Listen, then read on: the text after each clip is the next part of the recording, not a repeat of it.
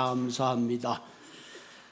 우리 이 시간에 계속해서 골로새서 오늘 2장 1절에서 7절에 있는 말씀을 우리 함께 나누도록 하겠습니다. 제가 지난주에 7절 이후서부터 했는데 왜냐하면 지난주에 조금 그 말씀을 좀 손님들이 오셔서 그 내용이 새로운 분들에게는 좀 도전이 됐으면 좋겠다. 그래서 제가 2장 8절부터 했는데요. 오늘은 2장 1절서부터 7절에 있는 말씀을 우리가 함께 나누도록 하겠습니다. 골로새서가 아니고 골로새서입니다. 골로새서가 아니고 우리 2장 1절서부터 우리 함께 교독하시도록 하겠습니다. 내가 너희와 라오디가에 있는 자들과 무릇 내 육신의 얼굴을 보지 못한 자들을 위하여 얼마나 힘쓰는지를 너희가 알기를 원하노니,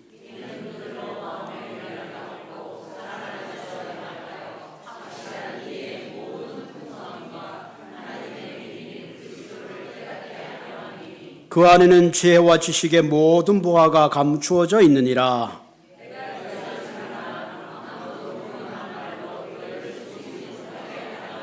이는 내가 육신으로는 떠나 있으나 심령으로는 너희와 함께 있어 너희가 질서 있게 행함과 그리스도를 믿는 너희 믿음이 굳건한 것을 기쁘게 봄이라.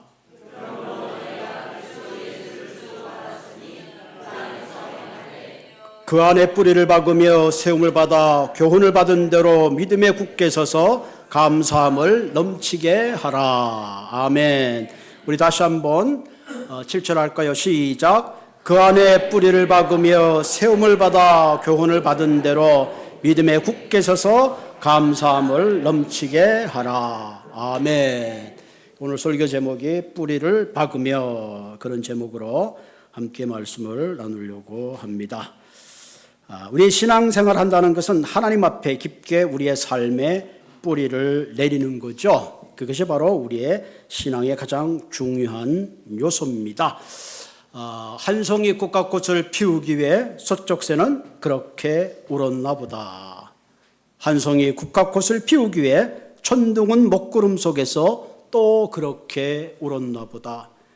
그립고 아쉬움에 가슴 조이던 먼 젊음의 뒤안길에서 이제는 돌아와 거울 앞에 선 내 누님같이 생긴 꽃이요 노란 내 꽃잎이 피려고 간밤의 무소리가 저리 내리고 내게는 잠도 오지 않았나 보다. 우리가 너무나 잘 아는 서정수 시인의 국화 옆에서라는 그런 시죠.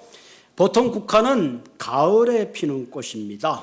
가을에 피는 그 국화를 피우기 위해서 봄부터 서쪽새가 천둥이 치고 먹구름이 끼어도 그렇게 울었나 보다 하는 거죠.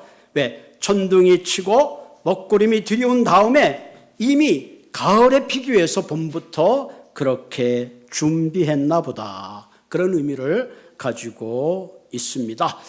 여기 서쪽새라는 것은 밤의 야행성 동물이죠. 부엉이입니다. 제가 그림을 보니까 굉장히 좀 이쁘게 생겼어요. 그 소리가 보니까 서쪽은 아닌 것 같고 쭉쭉 그러는 것 같아. 그래서 아마 시인이 들을 때 그것이 아마 서쪽 우는 것처럼 그렇게 들렸던 게 아닌가. 그 아름다운 꽃을 피우기 위해 이미 가을에 그 준비를 해서 봄부터 그토록 애를 썼나 보다. 그렇게 아마 시인은 노래한 것 같습니다. 우리 인생도 이와 비슷합니다. 우리 인생이 아름답고 열매 맺고 소중한 것을 이루기 위해서는 그냥 이루어지는 것이 아니라 기다리고 갈망할 때에 그것이 이루어지는 것입니다. 어떤 행운도 우연히 지어지지 않아요. 반드시 어떤 대가를 치른 후에 우리는 결과를 보게 됩니다. 우리가 많이 알고 있는 책 가운데 치킨 숲 포 더 소울이라는 책이 있죠. 영혼을 위한 닭고기 숲 시리즈라 그래서 책이 한 12권인가 쭉 나왔어요. 아마 여러분들도 집에 가면은 한두 권씩 아마 꽂혀 있을 겁니다. 우리나라에서 나오는 짧은 동화 TV 책처럼 감동적인 실제적인 스토리를 엮어 만든 그런 책입니다.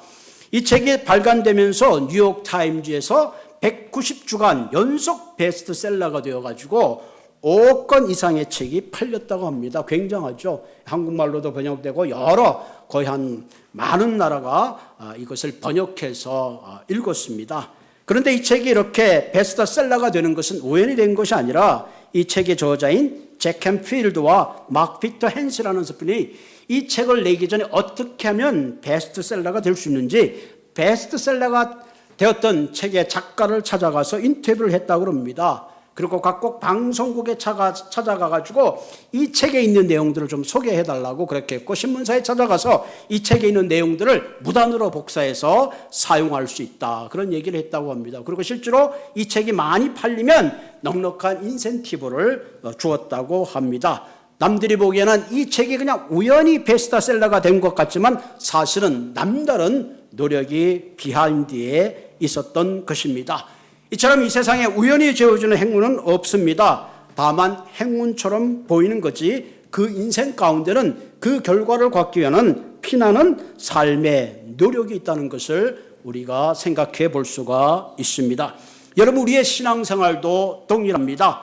적당히 세상과 타협하고 그것저 바쁘지 않는 시간, 할 일 없어서 나와서 건성건성 예배드려 가지고는 하나님이 원하시는 아름다운 열매를 우리가 맺을 수가 없습니다.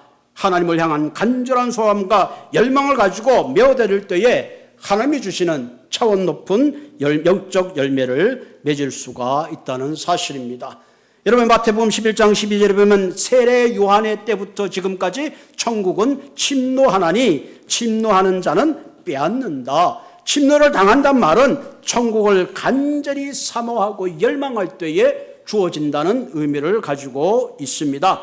이 말씀의 배경은 방황하고 있는 유대인을 향하여 하신 말씀입니다. 하나님께서 광야에서 안진뱅이를, 눈먼 자를 고치시고 예수님이 오셔서 안진뱅이를 고치는 놀라운 일을 행하셨습니다. 그럼에도 불구하고 유대인들이 진정한 회개의 역사가 없을 때에 하나님께서 그들의 불신앙을 뒤로하고 나오라고 그렇게 꾸짖으면서 하신 말이 하나님의 나라는 침노하는 자들의 것이다, 그렇게 교훈하고 있습니다. 여러분, 우리가 교회가 부흥하고 전도가 한 영혼이 하나님 앞에 바로 서는 것도 그냥 되는 것이 아닙니다. 제가 아틀란타에 갔더니 거기 그 한인 마켓들이 큰 게 있더라고요. 그래 갔더니 한 70, 80된 남자분들이 한 5명이서 전도지를 나눠주더라고요. 베델교회 전도지를 이렇게 나눠주는데 그때 바깥 기온이 한 80도가 넘었어요. 한 84도 정도 되더라고요. 그래서 마켓에 갔다가 그분들이 보니까 얼마나 귀한지 예수 믿고 우리 교회 나오시라고 그래서 전 예수 잘 믿고 있습니다. 너무너무 수고하십니다. 그리고 들어가서 그 아이스크림 한 박스에서 하나씩 드렸더니 너무 고맙다고 그러시더라고요. 그래서 참 귀하다. 저런 분이 있으니까 베델교회가 부흥하는구나, 그런 생각을 갖게 되었습니다. 여러분, 모든 일이 그래요. 어떤 일인지 내가 노력하고 애쓰지 않으면 우리가 아름다운 열매를 거둘 수가 없습니다.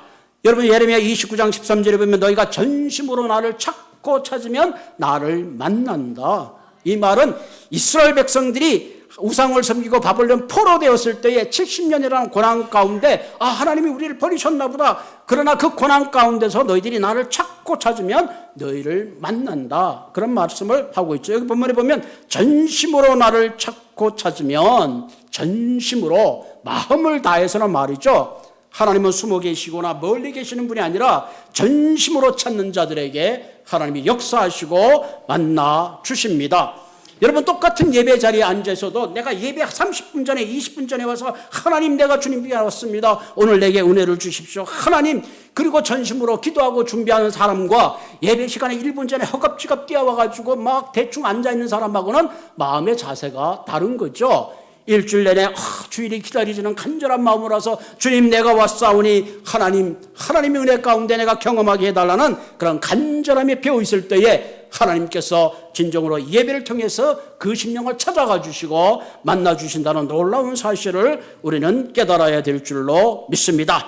지금 이 시대는 어느 때보다도 악이 난무하는 시대입니다. 그저 나이브하게 적당히 주일날 예배만 드리는 거로 내 삶이 바로 선다고 생각하면 착각입니다. 때때로 하나님 앞에 나와서 기도하고 말씀 가운데 어떻게 하면 내가 주님께 전심으로 나아갈 수 있는가 하는 것을 마음으로 열심히 애쓰고, 그때만이 우리의 삶의 새로운 방향이 생기고 하나님이 원하시는 아름다운 삶을 살 수 있으리라, 그렇게 생각이 되어집니다.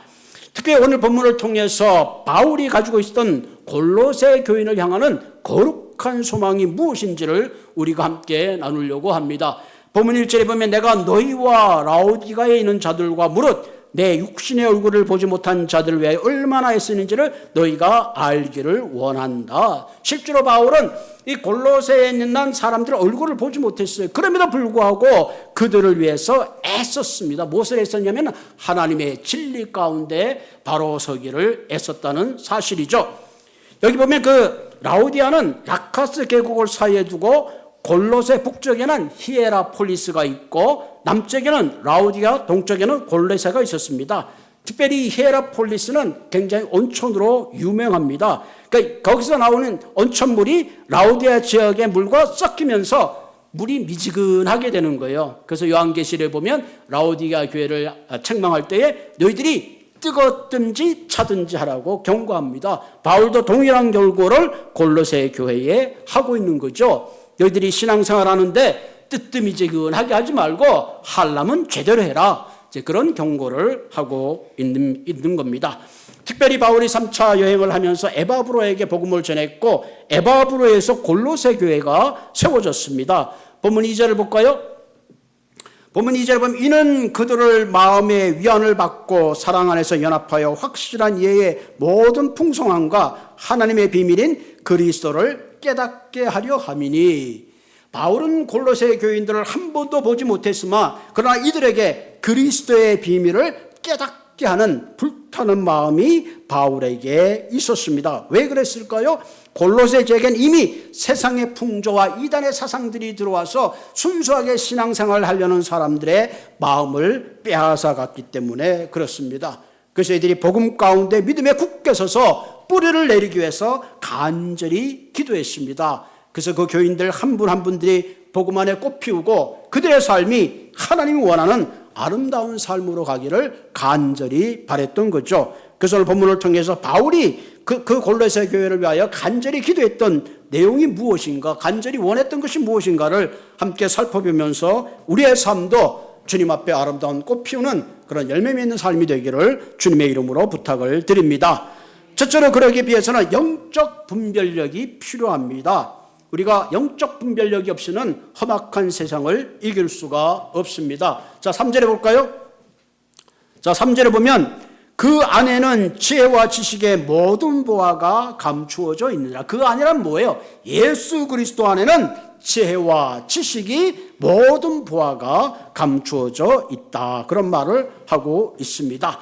많은 사람들이 세상적인 지식은 밝은데 사실은 그리스도에 대한 지식이 많이 약합니다. 우리가 교회를 다니면서 예수를 믿는다 하지만 예수님이 누구십니까? 라고 질문했을 때 그 예수님이 누구라고 서론본론 결론에서 한 10분, 20분, 30분 얘기할 수 있는 분들이 과연 얼마나 될까요? 예수 믿으면 천당 갑니다라는 말을 하지만 어떻게 구체적으로 얘가 예수 믿고 천당 가는지 예수님에 대해서 하나님에 대해서 우리가 얼마나 잘 소개할 수 있는지 우리 자신이 한번 질문해 보아야 합니다. 우리가 그리스도 안에 들어올 때에 우리가 그 안에서 참된 지혜와 지식을 얻을 수 있습니다. 여러분, 지혜라는 것은 사물의 이치를 깨닫고 그것을 올바르게 적용하는 능력을 말합니다. 선과 악이 무엇이며 옳고 그런 것이 무엇인지 판단하고 하나님의 뜻이 무엇인지를 분별하고 살아가는 삶, 그것이 바로 지혜의 삶입니다. 그렇기 때문에 참 지혜는 하나님의 경외함을 깨닫게 되고 성령님의 깨달음을 통해서 하나님의 뜻을 분별해서 살아가는 것, 그것이 진정한 성경에서 말하고 있는 지혜로운 삶입니다. 즉 말씀이 주는 지식을 따라서 새로운 객관적인 판단이 아닌 말씀의 기준을 따라서 세상을 분별하는 것, 그것이 오늘 성경에서 말하고 있는 지식입니다. 그래서 지혜는 성령님의 깨달음을 통해서 하나님의 뜻을 깨닫고 지식은 말씀을 통해서 바르게 분별하여 복음의 아름다운 열매를 맺게 되는 삶, 그것이 바로 지혜와 지식의 삶입니다. 사실 오늘 많은 사람들은 성경적인 세상적인 지식이 있으면 성공한다고 생각하지만 사실은 반대입니다. 지식은 있지만 진리를 알지 못할 때에 우리는 다른 방향으로 갈 수가 없습니다. 하나님이 배제된 지혜와 지식은 오히려 우리의 삶을 더 궁핍하게 하고 파괴적으로 몰아가는 것을 볼 수가 있습니다. 인간 중심의 인본 사상은 우리를 하나님으로부터 떨어지게 합니다. 다운주의라는 새로운 지식은 절대 하나님이 아닌 세상의 신을 섬기게 만들고 있습니다. 뭐로 가도 서울만 가면 된다는 지식은 결과주의 인간을 만들고 있으며, 물질이 행복을 가져다 준다는 말은 더욱더 우리를 소유중심적 삶으로 빠뜨리고 타락하게 하는 겁니다. 여러분, 인간의 과학과 문명이 발달하면 더 좋은 세상에 와야 하는데, 여러분, 사실 그렇지 못합니다. 여전히 더 개인적이고, 전쟁은 여전히 계속되고, 여기저기 총계 사건이 있으며 생명의 존중함은 점점 약해가고 있습니다. 심지어 동성애 이슈는 보수와 진보를 나누고 교회를 나누며 세상을 갈라놓는 이런 시대가 우리가 살고 있는 현실입니다. 이런 의미에서 우리가 진리의 말씀과 지식으로 무장하지 않으면 우리는 세상의 그런 물결에 휩쓸려 갈 수밖에 없습니다. 누가 뭐라 그래도 우리의 삶의 기준은 말씀이 되어야 합니다. 무엇보다도 우리가 하나님을 경외하는 죄가 있을 때에 하나님을 분별하게 되고 세상에 우리 한 사람 한 사람을 존중하며 살아갈 수가 있습니다. 그런 의미에서 저는 여러분 한 분 한 분들이 그 어느 때보다도 영적 분별력을 가지고 달려가시는 한 분 한 분 되시기를 주님의 이름으로 부탁을 드립니다. 두 번째, 우리가 하나님 앞에 뿌리를 내리기 위해서는 영적 동력이 필요합니다. 대단히 중요한 말이죠. 사람은요 혼자 살 수가 없습니다. 그래서 사람 인자는 서로 버팀목이 되게 그렇게 인자를 만들어 놨죠. 밥을 먹어도 혼자 먹으면 맛이 없어요. 영화를 봐도 같이 봐야지 영화가 재미있습니다. 운동을 해도 같이 해야지 재미가 있어요. 뭐 골프를 좋아하시는 분들, 혼자 골프 치는 분들도 있는데, 골프를 막 쳤는데 한 300야드에서 한 번 쳤는데 막 버디를 하고 홀인을 하면 혼자 있으면 그게 무슨 재미가 있어요. 옆에서 사장님 나이스 샷 그래야지 기분이 좋은 거지. 모든 것도요 함께 할 때 재미가 있습니다. 그래서 그리스도인은 교회라는 것은 그리스도 안에 생명의 공동체입니다. 우리가 각자 성은 다르지만 라스네임은 전부 다 얘가 되고 하나님이 돼야 돼요. 그래서 그리스도 안에 생명의 공동체예요. 누군가 아프면 나도 아프고, 누군가 기쁘면 기쁘고, 누군가 집을 살면 배가 아픈 게 아니라 축하할 수 있는 공동체, 그것이 그리스도 안의 공동체인 것을 꼭 기억해야 합니다. 그래서 서로를 세워주고 사랑하고 용기를 줘야지 우리가 하나님의 거룩한 목적을 이룰 수가 있습니다. 자, 본문 4절을 볼까요? 내가 이것을 말하면 아무도 교묘한 말로 너희들 속이지 못하게 하려미니 이는 내 육신으로는 떠나 있으나 심령으로 너희와 함께 있어 너희가 질서 있게 행함과 그리스도를 믿는 너희의 믿음이 굳건한 것을 기쁘게 봄이라. 여기 보면 참 재밌어요. 너희가 교묘한 말에 속이지 않기 위해서 또 하나는 뭐예요? 내가 육신은 떠나 있지만 내가 영적으로 너희들과 교제하고 질서 있고 믿음으로 너희가 굳게 있는 것을 용기를 주는 그런 모습을 볼 수가 있습니다. 지금 바울은 로마의 감옥에 있어요. 골로새 지역의 교회를 찾아갈 수 없습니다. 그런데 영적 교제가 가능하다는 거예요. 뭐예요? 심령으로 가능하다. 심령으로 가능하다. 심령으로 가능하다는 뭐예요? 그들을 위해서 기도함으로 가능하다는 거예요. 이게 중보기도의 굉장한 특권입니다. 여러분, 우리가 토요 새벽기도에 나와서 아픈 분을 위해서 형제를 위해서 기도하는 거예요. 내가 그분하고 같이 있진 않지만 심령으로 교제하는 겁니다. 바울은 여기서 그것을 말하는 거예요. 누군가 아픈 형제가 있으면 그 형제를 위해서 기도하고, 누군가 필요한 게 있을 때 그 형제를 위해서 기도할 때에 우리의 기도의 문이 열리고 하나님이 주시는 특별한 은혜를 경험할 수 있기 때문에 그렇습니다. 여러분, 우리가 성도들끼리 식사를 대접하는 것도 대단히 중요하지만 누군가를 위해 기도하는 것처럼 특별한 것이 없습니다. 토요일 아침에 나와서 기도하는 거 얼마나 좋은지 몰라요.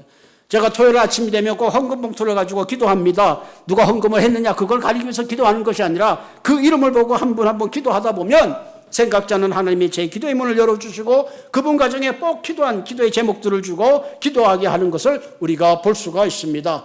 그런 의미에서 여러분들이 토요일에 꼭 나오셔서 누구를 위해서 한번 기도해 보십시오. 그때 하나님께서 내 기도의 문을 열어주시고 내 마음을 따뜻하게 해주시고 뭔가 그리스도 안에 연합된 한 형제의 공동체를 여러분 느끼게 되는 줄로 믿습니다. 바울이 또한 기도한 것은 교묘한 말이라는 건 세상의 지식과 논리를 가지고 설명함으로 복음에서 떠나게 하는 거예요. 여러분, 헬라 철학은 굉장히 논리적입니다. 설득력이 있어요. 그래서 복음 가운데 있는 사람들에게 이 철학적인 교묘한 말로 그들을 그들을 교묘하게 꼬여가지고 복음에서 떠나게 하는 거예요. 여러분 지금도 많은 이단의 사상들 있잖아요. 어떨 때 텔레비에 보면 뭐 신천지라니까 JMS라든가 여러 가지 유혹 사상에 넘어가는 거 보면 너무너무 안타까워요. 저런 걸 좀 법적으로 금할 수 있는 방법이 없나 그렇게 고민할 때가 참 많이 있습니다. 우리가 하나님 말씀에 굳건히 서 있지 않으면 다른 사람의 이단적인 사상, 다른 사람의 세상적 논리와 지식에 우리는 붙잡혀 가버리고 마는 것입니다. 그리고 마지막으로 바울은 자신의 이 편지 골로새를 통해서 너희의 질서 있는 행동과 그리스도를 믿는 굳건한 믿음을 내가 기뻐한다. 커리지하고 세워주는 거죠. 서로 격려하고 칭찬하는 것만큼 좋은 것이 없습니다. 제가 이번에 집사람하고 한 2주 여행을 하면서 평소에 같이 살았지만 보지 못하는 것들을 새롭게 보게 됐습니다. 뭘 보게 되냐면은 차를 이제 집사람이 운전을 좀 많이 해줬어요. 옛날 같지 않고 제가 이제 운전하니까 어깨가 여기가 아프더라고요. 보통 한 700마일 운전하니까 보통 하루에 8시간, 10시간 운전하니까 제가 이번에 다롱원 거리가 한 5,200마일을 다녀왔으니까 굉장히 먼 거리를 운전했죠. 그러니까 막 이제 졸려가지고 여보 가스스테이션을 운전을 바꿉시다. 그러니까 차를 탁 가서 이제 세우는데 이쪽에 가스스테이션이 있는데 거기를 안 가고 또 이쪽으로 가서 왼쪽으로 가는 거야. 급해 죽겠는데. 그래서 내가 집사람이 아니 여보 여기 가스스테이션인데 왜 왼쪽으로 가는 거야? 왼쪽으로 가니까 신호등을 받아서 한참 기다릴 때 왼쪽으로 가는 거야. 그러니까 속이 화가 확 나는 거야. 그래서 제가 생각하기를 아 그렇구나. 나는 여기를 봤는데 집사람은 여기를 보지 못하고 이 가스턴을 보고 레프턴을 했구나. 그 순간 제가 그런 생각을 했고 아 이게 참 바보가 둘이 사느라고 고생을 많이 하는구나. 내가 보지 못하는 거 저 사람을 보는 거 그 서로 보지 못하는 걸 보게 하기 위해서 부부가 같이 살게 하는구나. 그러면서 뭔가 사랑이라는 거에서 다시 한번 깨닫게 됐습니다. 아 사랑이라는 것은 상대방의 부족한 걸 지적질하고 난리를 치는 게 아니라 내가 보는 그 부분을 하나님이 서로 돕도록 만드셨구나. 할렐루야. 아, 그런 느낌을 받고 왔습니다. 아멘. 네, 아멘입니다. 어쨌든 간에 이렇게 사랑이라는 건요, 내가 보지 못하는 거, 상대방이 볼 수 있고, 상대방이 보는 걸 내가 보지 못하는 거예요. 사람 사는 게 그래요. 내가 옳다고 주장하지만 때로는 내가 틀릴 수 있는 거예요. 그러면서 서로의 상대의 디퍼런, 다른 것을 존중하고 존귀 여길 때에 아름다운 가정이 되고 아름다운 공동체가 되는 줄로 믿습니다. 저는 목회하면서 제일 싫어하는 게 교회에서 분쟁하는 걸 제일 싫어합니다. 제일 싫어요. 어떨 때는 막 예배 잘 드리고 왔는데 바깥에 나와가지고 막 교인들이 다투면 내가 목회를 계속 해야 되나 말아야 되나 도대체 뭘 하고 있는 걸까? 내 인생 동안 뭘 하는 거 굉장히 자괴감이 들 때가 참 많이 있어요. 다행히 저희 옥스나도 교회는 이렇게 분쟁이 없어서 얼마나 다행인지 모릅니다. 할렐루야. 여러분 교회에서 싸우는 거 정말 바보짓이에요. 정말 바보짓입니다. 왜 하나님이 보배롭고 존귀한 존재를 하는데 내가 무슨 자격으로 그 형제를 당하여 소리를 치고 난리를 치고 손가락질하는 것은 정말로 그거는 하나님의 자녀됨이 아닙니다. 무슨 일이 있어도 교회는 서로 존중하는 아름다운 공동체가 되어야 되는 줄로 믿습니다. 여러분 식사도 준비할 때 어제도 이게 콩국수 준비하면서 한 사람은 콩을 짜고 뭐 또 짠지 그 무를 잘라가지고 뭐 며칠 전서부터 막 소금에 재워가지고 남자 입장에서 봤을 때는 부질없는 짓처럼 느껴져요. 이 남자는 그래. 그건 뭐 이렇게 애를 쓰냐 그냥 김치하고 먹으면 되지. 그러나 그 정성껏 하는 그 마음 속에 성도에 대한 따뜻한 사랑이 얼마나 고마운지 모릅니다. 오늘 여러분들 짠지 조주원 권사님 어디 계신가요? 조주원 권사님표 짠지 여러분 오늘 맛있게 드시길 바랍니다. 할렐루야. 예, 며칠 전서부터 잠도 못 자고 무가 또 잠겨 있어야 된대. 돌을 눌러가지고 잠궈가지고 막 그렇게 애를 써서 만들었어요. 여러분들 정성스러운 짠지 잡수시고 이처럼 우리가 서로 사랑하는 공동체구나 하는 아름다운 공동체를 이루어 가시기 바랍니다. 우리가 이처럼 성령 안에서 무시로 기도할 때에 우리의 삶에 아름다움이 생기고 우리 안에 힘이 생기는 거예요. 어떤 문제는 내 힘으로 혼자 풀 수 없지만 함께하면 그 문제를 풀 수가 있습니다. 내 마음속에 두려움이 있고 근심이 있고 문제가 있을 때에 하나님 앞에 나와서 기도하면 하나님이 지혜를 주시고 아름다움을 주시고 내가 힘들 때 기도하면 하나님께서 그 힘든 걸 함께 나눌 수 있는 은혜를 주시는 동력자를 채워주실 줄로 믿습니다. 세 번째 우리가 하나님 앞에 뿌리를 내리기 위해서는 영적으로 성장해야 합니다. 영적으로 성장한다는 것은 대단히 중요합니다. 크리스천의 삶은 멈추어 있으면 안 돼요. 끊임없이 마치 자전거 페달을 밟듯이 달려가야 해요. 오는 길에 저기 자이언 캐년을 들렸어요. 보통 우리가 옛날에 아주 오래전에 자이언 캐년 들을 때는 막 차 타고 그 안에까지 다 들어갔는데 이제는 뭐 버스가 있어가지고 막 버스를 타고 들어가야 되더라고요. 그래서 그 비지트 센터에 버스를 이제 차를 세워놓고 거기에 이제 하나하나 타고 이제 들어갔어요. 자이언 캐년 들어갔는데 보니까 무슨 생각이 들어요. 자이언 캐년 갔더니 요즘 일렉트릭 바이크가 있더라고요. 자동차 안에서 약간 오토바이는 아니지만 자동차에 이제 배터리가 있어가지고 쉽게 자전거를 타고 이렇게 들어갈 수 있는. 그래서 제가 다음 기회가 되면 이 자전거를 타고 이렇게 쭉 한번 돌아봤으면 좋겠다. 여러분도 한번 기회가 되면 그 자전거를 이렇게 타고 한번 돌면 좋겠다. 그런 생각이 들더라고요. 그래서 쭉 한번 그런 생각을 하고 왔는데 여러분 우리의 신앙생활이라는 것만요. 마치 자전거를 타는 것 같아요. 조금씩 내가 스텝 바이 얘가 가지 않으면 나도 모르게 그 자리에 머물게 되거나 아니면 쓰러지거나 뒤로 가게 되는 거예요. 6절 보면 그러므로 너희가 그리스도 예수를 주로 받았으니 그 안에 구원을 받았으니 그 안에서 머물라는 거죠. 행하라는 거죠. 그 안에 뿌리를 박고 세움을 받아 교훈을 받은 대로 믿음에 굳게 서서 감사함이 넘치게 하라. 우리가 하나님의 자녀가 되었으면 이제는 그 자녀됨으로 계속 성장해 가야 된다. 세움을 받는다는 건 뭐예요? 말씀으로 양육을 받는 거예요. 내가 말씀을 알지 못하면 절대로 성장하지가 못합니다. 믿음에 굳게 서서 견고한 믿음을 가지고 감사가 넘치게 하라. 이번에 여행을 하면서 다행히 이번에 그 교회에서 새로운 밴을 샀잖아요. 밴을 샀는데 뒤에 120V 코드가 있어요. 그 밥솥이 그냥 꽂으면 밥이 돼요. 라면도 되고. 너무너무 편하게. 옛날에는 배터리 막 큰 거 들고 다녔거든요. 아주 여행을 참 편하게 됐어요. 그래서 크루즈 컨트롤에 있어서 옛날에는 우리가 크루즈 컨트롤 셋업해놔도 막 달리다가 앞에 차가 있으면 브레이크를 밟으면 크루즈 컨트롤이 자동으로 캔슬이 되는데 이제는 캔슬이 안 돼요. 브레이크를 밟을 필요가 없어요. 크루즈 컨트롤 만약에 80마일 해놨으면 앞에 차가 있다가 옆 차가 확 들어오면 자동으로 서요. 박질 않고. 그러니까 굉장히 좋더라고요. 근데 집사람이 여보 나도 차 바꿔야 되겠어. 그래서 알았어. 바꿔드릴게. 그랬는데 요즘 조금 나이 드신 분들은 좀 업데이트된 차가 필요하겠다는 생각이 들더라고요. 여행할 때 그게 굉장히 도움을 많이 받았어요. 무슨 얘기하다 차 얘기를 했지?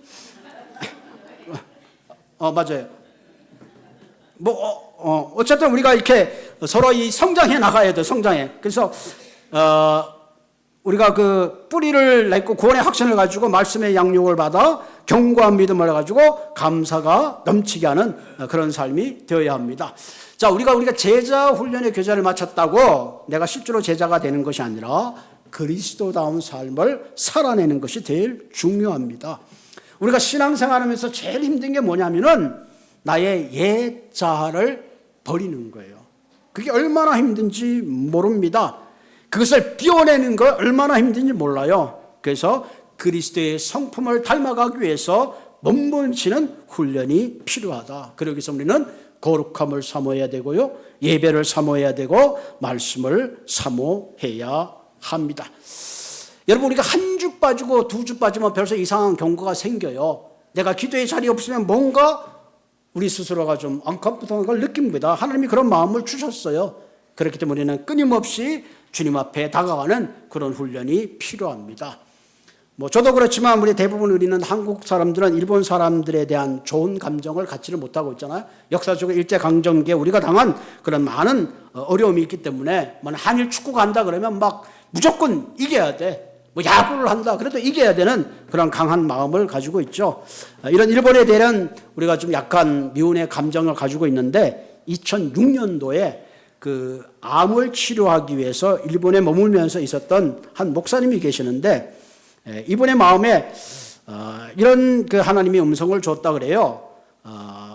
내가 일본을 사랑하는데 너도 일본을 사랑해야 된다. 하나님이 그런 마음을 주셨더래요. 그래서 하나님 당신도 아시다시피 일본이 한시 얼마나 우리 민족에게 아픔을 줬는데 내가 어떻게 그것을 사랑할 수 있습니까? 그런데 하나님이 그래도 계속 일본에 대한 사랑을 주시는 거예요. 그래서 그 마음에 일본과 한국이 합의하면 하나님이 세계적인 복음의 기적을 이룰 수 있겠다라는 그런 마음을 주셨다고 합니다. 그래서 그 복음의 시작을 한 프로그램이 뭐냐면은 러브 소나타. 그래서 2011년도에 뭐 하용조 목사님 돌아가셨지만 시작한 것이 바로 러브 소나타입니다. 그래서 일본에 가서 하나님의 말씀을 전하고 문화적 교류를 통해서 그 민족에게 복음을 전하기 시작했어요. 그래서 그분이 하용조 목사님이 돌아가시기 전까지 이런 말씀을 하셨어요. 일본만 생각하면 눈물이 납니다. 일본을 위해서 기도하지 않으면 죽을 것만 같습니다. 여러분, 어떻게 이런 마음이 우리가 있을 수 있겠어요? 성령이 주시는 마음이죠. 그래서 그 러브 소나타를 통해서 선교 전력적으로 그 하나님의 복음을 전하는 그런 놀라운 일들이 지금도 일어나고 있습니다. 그래서 얼마 전에 아까 우리가 예배 전에 불렀던 그 꽃들도 그 노래가 바로 그 소나타를 통해서 은혜 받은 한 크리스찬들이 노래를 만든 겁니다. 그래서 마스코스라는 워십 수록에 기록되어 있는 곡입니다. 그래서 꽃들도, 그죠? 꽃들도, 나무도, 하늘도 하나님의 사랑 안에서 하나 되자 하는 그런 노래죠. 그런 의미에서 우리가 그리스도 안에 뿌리를 내리기 위해서는 우리 한 사람 한 사람이 그리스도 안에서 지혜와 지식의 분별력을 가지고, 두 번째는 우리 한 사람 한 사람이 그리스도 안에 지체된 그런 사람을 서로 세워주고 격려하고 도와주고, 마지막으로 우리가 영적으로 성장해서 하나님이 주시는 아름다운 열매를 맺어가는 한 분 한 분 되시기를 주님의 이름으로 축원을 드립니다. 같이 기도하겠습니다. 참 좋으신 하나님,